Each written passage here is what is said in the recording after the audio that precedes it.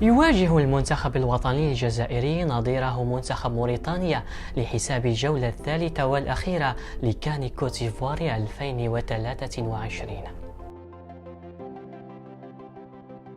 وقد التقى منتخب الجزائري بمنتخب موريتانيا في 7 مباريات في تاريخ لقاءات المنتخبين في جميع المسابقات الرسمية والودية منها. ويمتلك المنتخب الجزائري أفضلية تاريخية على حساب منتخب المرابطين على اعتباره أنه فاز عليه في 5 مباريات وتعادل معه في مباراتين.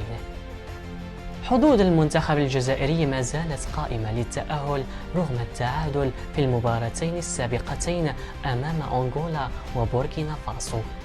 يمتلك المنتخب الجزائري بقيادة جمال بالماضي طموحات كبيرة من أجل تحقيق إنجاز كبير للخضر